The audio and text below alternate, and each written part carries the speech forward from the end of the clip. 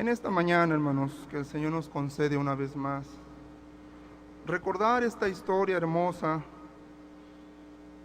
que trae, hermanos, el recuerdo del tiempo de gracia en el que vivimos. Dice una alabanza: qué grato es llevar en el alma un recuerdo, que fuimos traídos de un mar de maldad. Ahora estamos con gozo. Ahora ya no tememos. Ahora ya no, hermanos, tenemos miedo. Ahora estamos contentos porque estamos bajo la sombra del Omnipotente. Hoy venimos, hermanos, a recordar una historia que trajo la fe a nuestros corazones y dio inicio a un conocimiento glorioso que albergó una hermosa esperanza: la restauración de la primitiva iglesia de Cristo, que en el año de 1926 de nuestro tiempo, un día 6 de abril, Dios llamara a un hombre para que continuara esta encomiable labor. Esta es una fecha trascendental, pues vino a cambiar, hermano, nuestra era. Hoy recordamos en la iglesia, vienen ancianos, vienen personas de edad adulta, vienen personas de edad, hermanos, joven, vienen niños. Hoy recordamos en la iglesia y manifestamos al mundo, porque en este día, hermanos, miles y miles de almas a través, hermanos, de internet se enlazan a esta transmisión. Hoy manifestamos, podemos decir al mundo, que esta historia no es basada, hermanos, en mitos, ni en leyendas o en cuentos, hermanos, para impresionar a la gente y llamar su atención, sino que es una verdad de la cual hemos sido testigos.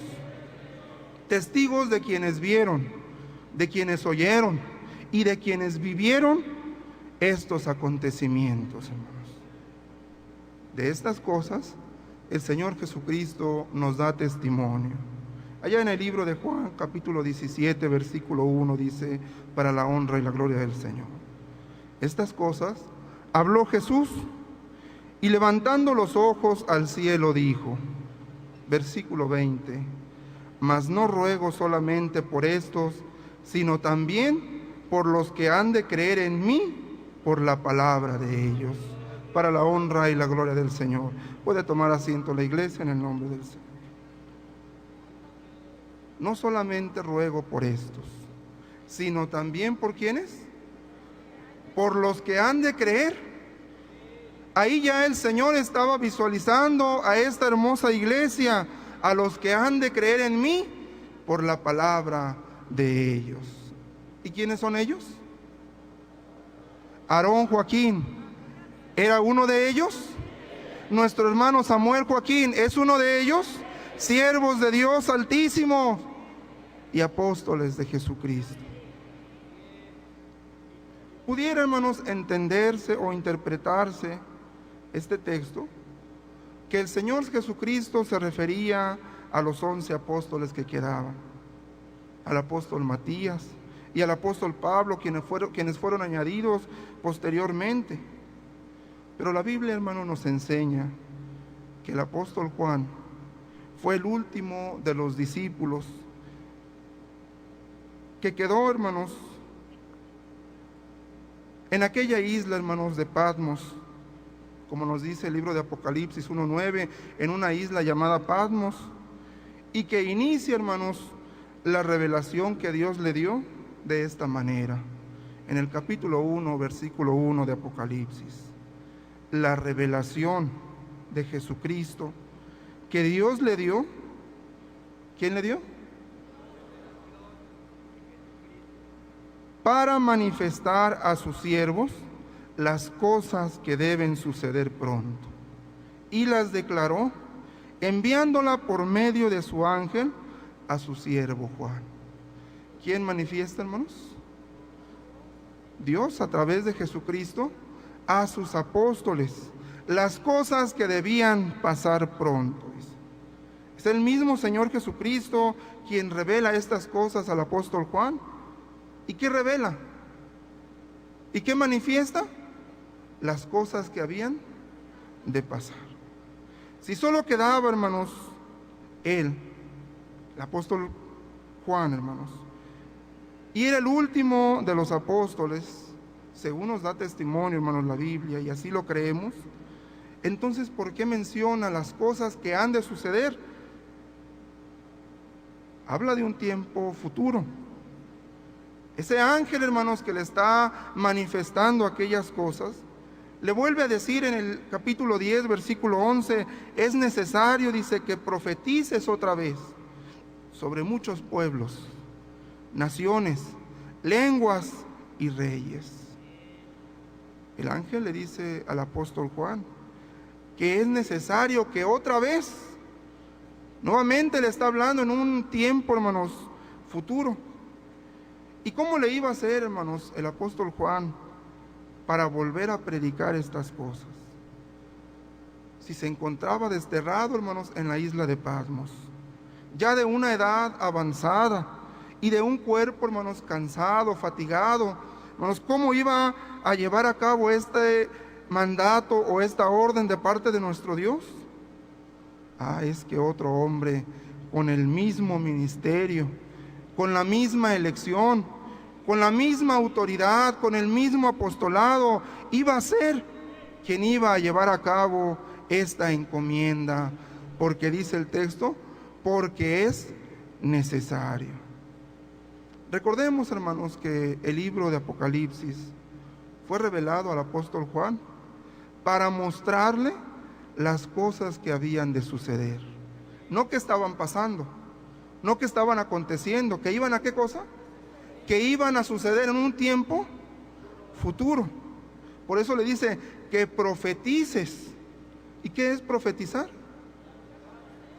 Hablar en nombre de Dios algo que va a suceder. ¿En qué tiempo está hablando? En un tiempo, hermanos, futuro. El apóstol Pablo, hermanos, habla de la restauración a la iglesia de Roma, ahí en Romanos capítulo 11, versículo 25, y dice, porque no quiero, hermanos, que ignoréis este misterio. ¿No quería qué cosa? Que ignoraran ese misterio, dice, para que no seáis arrogantes en cuanto a vosotros mismos, hasta que haya entrado la plenitud de los gentiles. Está hablando, hermanos, de un tiempo postrero, de un tiempo futuro. Ya había entrado, hermanos, toda la iglesia del Señor.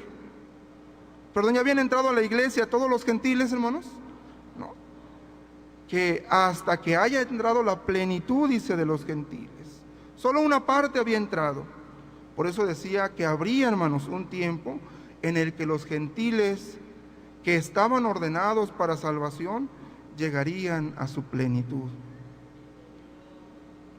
Nos recuerda, hermanos, en el capítulo 6, versículo 9 del mismo libro de Apocalipsis, hermanos. Y vi bajo el altar almas de los que habían sido muertos por causa de la palabra de Dios y por el testimonio que tenían, y clamaban a gran voz diciendo, ¿hasta cuándo, Señor santo y verdadero, no juzgas y vengas nuestra sangre en los que moran en la tierra? Y se le dieron vestiduras blancas y se les dijo que descansasen todavía un poco de tiempo hasta que se completara el número de sus consiervos y hermanos, que también habían de ser muertos como ellos. Vemos todas estas cosas, hermanos, y las recordamos porque todo ello nos va marcando, hermanos, un tiempo de restauración. Un tiempo en el cual, hermanos, se iba a manifestar, hermanos, la gracia de nuestro Dios a levantar a un apóstol de Jesucristo. Es la palabra de Dios que se les dieron esas vestiduras y se les dijo que descansaran un tiempo más hasta que se complementara el número de sus consiervos. La palabra consiervos, hermanos, quiere decir compañeros en el servicio. ¿Se podrá considerar, hermanos, al apóstol del Señor como consiervo nuestro? ¿Se podrá decir que el siervo de Dios, hermanos, es consiervo nuestro? No, hermanos, de ninguna manera. Esa palabra tiene un nivel, hermanos, muy especial, y solamente entre ellos, como significa esa palabra, compañeros en el servicio, solamente entre ellos los apóstoles pueden, hermanos, aplicar. ¿Te acuerdas cuando, hermanos, el apóstol Juan ve, hermanos, al ángel? Y va, hermanos, y se postra delante del ángel, y el ángel, hermanos, de inmediato le levanta y le dice: yo soy, ¿qué cosa? Yo soy consiervo tuyo. ¿Qué era el ángel de Dios? ¿Un enviado de Dios a cumplir una misión? ¿Qué era el apóstol Juan, hermanos? Un enviado de Dios que estaba destinado a cumplir una misión. Aplicaba esa palabra entre ellos, hermanos, porque ambos eran compañeros en el servicio ¿de quién? En el servicio, hermanos, de Dios. Entre ellos, hermanos, aplica esa palabra, porque eso significa compañeros, hermanos, en el servicio. Muy diferente, hermanos, cuando, hermanos, le es enviado el apóstol Pedro, hermanos, a Cornelio, y que también al verle Cornelio, hermanos, llegar, va, hermanos, y se postra delante del apóstol, y le levanta, hermanos, y le dice: levántate, porque también yo soy hombre. No aplica la misma palabra, ¿verdad? Porque dijimos, tiene hermanos, su nivel, ¿verdad? Y en el texto, hermanos, que estamos leyendo, habla en plural. El número, dice, de sus consiervos y sus hermanos. O sea que iba a venir, hermanos, en un tiempo futuro, más apóstoles y más hermanos, hermanos, que faltarían para complementar ese día glorioso, hermanos. Si esta revelación, hermanos, se le estaba dando al último de los apóstoles, al último que quedaba sobre la faz de la tierra, que era el apóstol Juan, aquí ya no entran, hermanos, los otros 11, ni el apóstol Pablo, porque ellos ya habían dormido, porque ya los había recogido, hermanos, nuestro Dios al descanso eterno.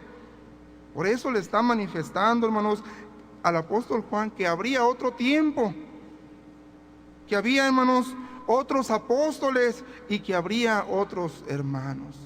¿Sí me doy a entender, hermanos? No podemos decir, es que estaba hablando de los demás apóstoles. No, porque ellos ya habían dormido en el Señor.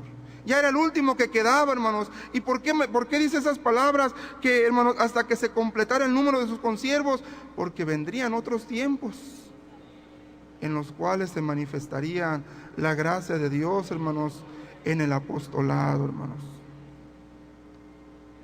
El libro de Hechos, capítulo 3, versículo 19, dice: así que arrepentíos y convertíos, para que sean borrados vuestros pecados, para que vengan de la presencia del Señor tiempos de refrigerio. Y Él envíe a Jesucristo, que os fue antes anunciado, a quien de cierto es necesario que el cielo reciba hasta los tiempos de la restauración de todas las cosas. ¿Qué estaba anunciando? Los apóstoles, ¿qué estaban anunciando, hermanos? Que iba a haber un tiempo, hermanos, futuro, en el cual, hermanos, se iba a restaurar la iglesia de Cristo. Hasta los tiempos, dice, de la restauración de todas las cosas, de que habló Dios por boca de sus santos profetas, que han sido desde tiempos antiguos. Habla, hermanos, el texto, y es importante, hermanos, que tomemos estas palabras, hermanos, de un tiempo de refrigerio, de un tiempo de descanso, que era necesario, hermanos, que el Señor Jesucristo ascendiera a los cielos hasta el tiempo, dice, de la restauración.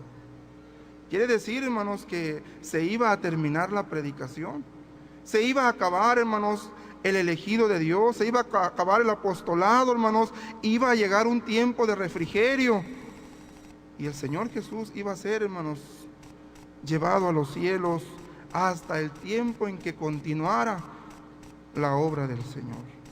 Por eso, hermanos, en el primer texto que leíamos, la preocupación del Señor Jesucristo en su oración, y por eso rogaba, hermanos, ruego también, dice, por los que han de creer en mí, por la palabra de ellos.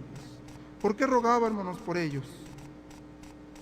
Porque se acercaba un tiempo de refrigerio, dice. ¿Por qué hacía, hermanos, en esta oración? ¿Por qué tenía esa necesidad el Señor? Porque sabía que iban a venir tiempos en los cuales el enemigo, Satanás, iba, hermanos, a reinar. Lo dice, hermanos, en el libro de Juan, capítulo 12, versículo 35. Entonces Jesús dijo: aún por un poco está la luz entre vosotros. Andad entre tanto que tenéis luz, para que no os sorprendan las tinieblas, porque el que anda en tinieblas no sabe a dónde va. El Señor Jesucristo, hermanos, era esa luz. Y constantemente, hermanos, mientras Él estaba en la tierra, Él lo manifestaba y lo decía, ¿verdad? Una ocasión decía: entre tanto estoy en el mundo, luz. ¿Qué cosa era? Luz soy del mundo. Otra ocasión decía y manifestaba: yo soy la luz del mundo. ¿Qué era el Señor? Aún por un poco está la luz entre vosotros. ¿Se estaba refiriendo a quién? ¿Sí me doy a entender, hermanos? A Él mismo, ¿verdad? Él era la luz. Él era, hermanos, quien estaba iluminando aquella senda, hermanos, de oscuridad. Por eso, hermanos, mientras el Señor estuviera, no había de qué preocuparse. Él cuidaba a su iglesia. Él velaba por su iglesia. Él alumbraba, hermanos, a la iglesia. Porque esa luz, hermanos, ¿verdad? Hizo una alabanza. Hay una luz que, ¿qué cosa? Que alumbra en este mundo. En aquel tiempo estaba esa luz que alumbraba, hermanos, aquellas regiones. Mientras estaba Cristo, estaba la luz presente. Mientras vivían los apóstoles, esa autoridad, hermanos, protegía a los escogidos, ya que ellos también eran luz, ¿verdad? Lo dice, hermanos, al apóstol Pablo lo manifiesta, ¿verdad? Cuando dice que el Señor lo había puesto para luz. ¿Te he puesto, dice, para luz a quién? A los gentiles. Quiere decir que los apóstoles también son, ¿qué cosa? Porque si Cristo está en ellos y Cristo es luz, ellos también son luz, ¿verdad? Cuando, hermanos, el rey David, hermanos, iba en la batalla, hermanos, era casi derrotado. El pueblo de Israel, ¿verdad? Los soldados, hermanos, se van con él y le dicen: no salga más el rey, ¿a qué? A la batalla, no sea que, ¿qué cosa? Que se apague la lámpara de Israel. ¿Cómo son considerados los hombres de Dios? Como lámparas, como lumbreras, como luz, hermanos, que alumbran este camino, hermanos, de tinieblas. Mientras estaba Cristo, mientras estaban los apóstoles, hermanos, no había de qué preocuparse. Pero el Señor sabía que iban a llegar tiempos ¿de qué? De refrigerio, tiempos de oscuridad, tiempos en los cuales el enemigo, hermanos, iba a reinar. Solamente Él, hermanos, en este. Por eso lo manifiesta el apóstol Pablo en la segunda de Tesalonicenses, capítulo 2, versículo 7. Porque ya está en acción, dice, el misterio de la iniquidad. Solo que hay quien al presente lo detiene hasta que él a su vez sea quitado de en medio. Ya estaba, hermanos, el misterio de la iniquidad. Ya estaba el enemigo, hermanos, presto para reinar, hermanos, en el mundo. Solamente que estaba esa luz. Solamente que existía en ese tiempo esa luz que frenaba, que detenía, que hacía ver, hermanos, a las gentes el error, la mentira, las armas que el enemigo, ¿verdad? Dice una alabanza: las armas que utiliza el príncipe de error. Solo que hay quien al presente lo detiene, hasta que a su vez sea quitado de en medio. Entonces, dice el versículo 8, se manifestará aquel inicuo a quien el Señor matará con el espíritu de su boca y destruirá con el resplandor de su venida. Por eso Jesús, hermanos, rogaba en su oración. Por eso era su angustia que Él tenía, hermanos. Porque sabía que la noche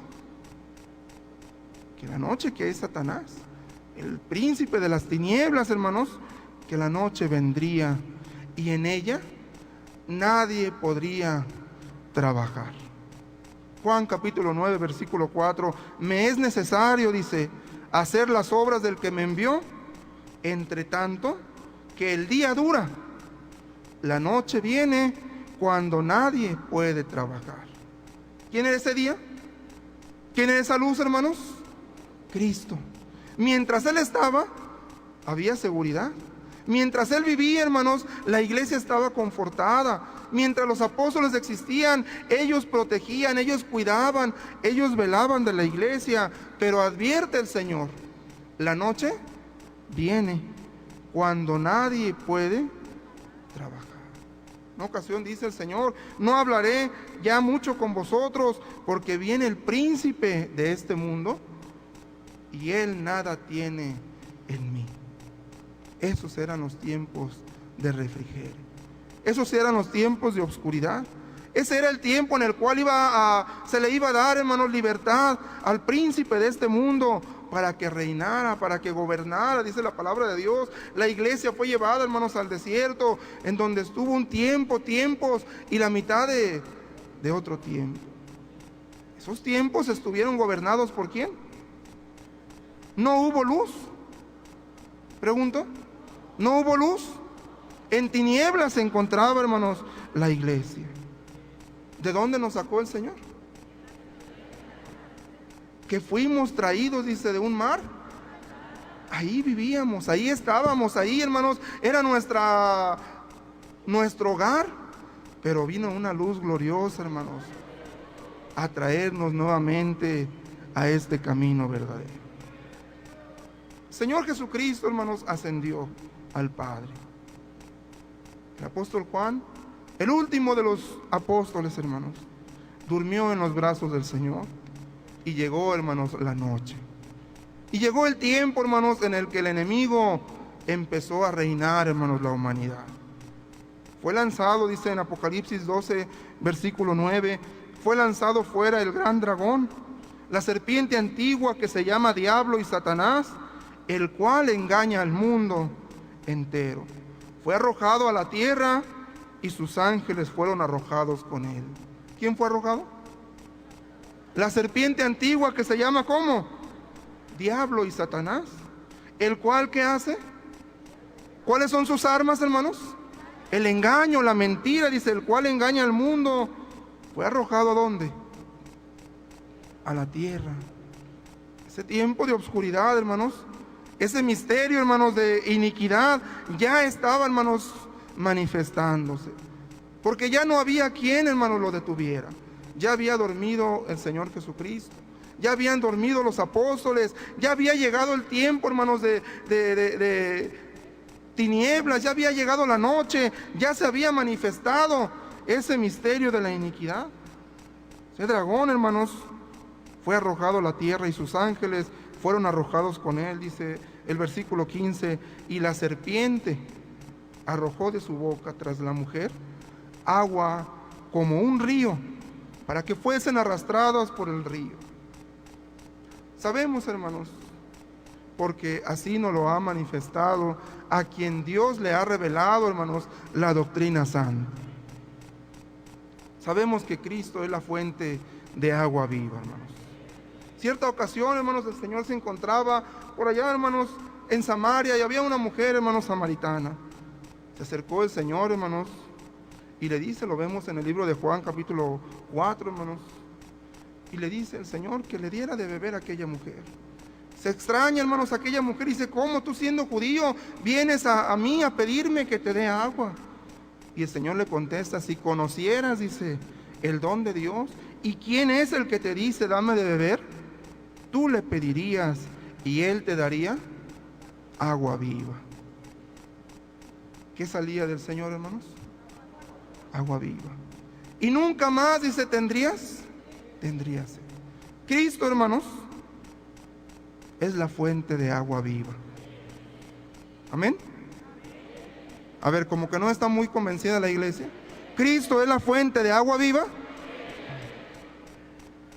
Pero el texto, hermanos, del Apocalipsis que estamos leyendo nos habla de otra agua, de otro río, que es, hermanos, de Satanás.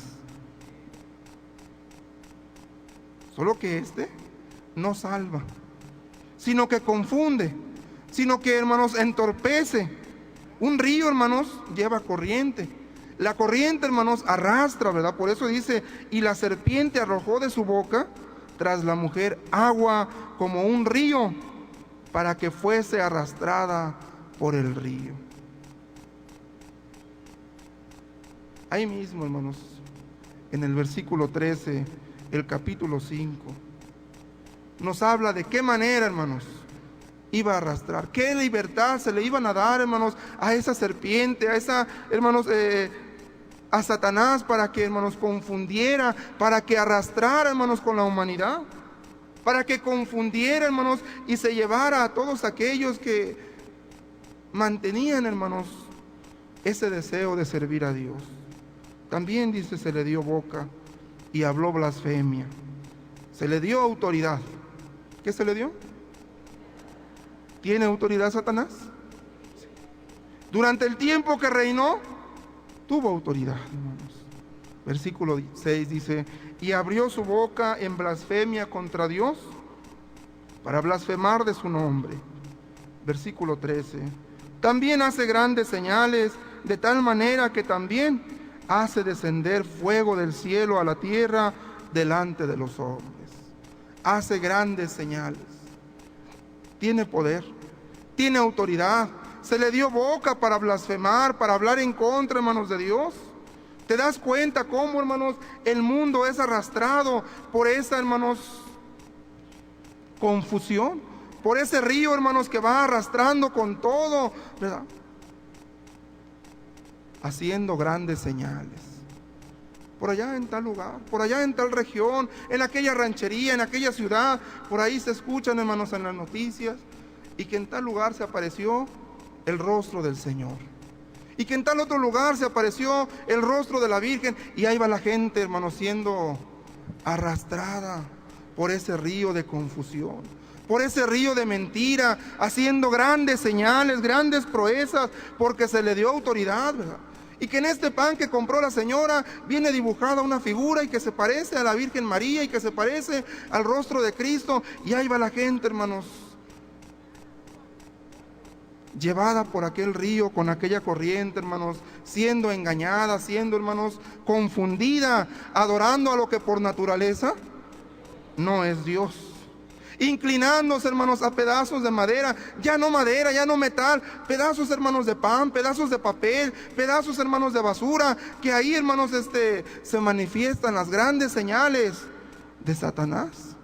Y ahí va la gente, hermanos, arrastrado por ese río, por esa agua que salió de la boca ¿de quién? De la serpiente, de Satanás, que va arrastrando, hermanos, con toda la humanidad y quitando, hermanos, la adoración a Dios, confundiendo, hermanos, al mundo para que adoren, hermanos, a lo que no es Dios. Es el versículo 14.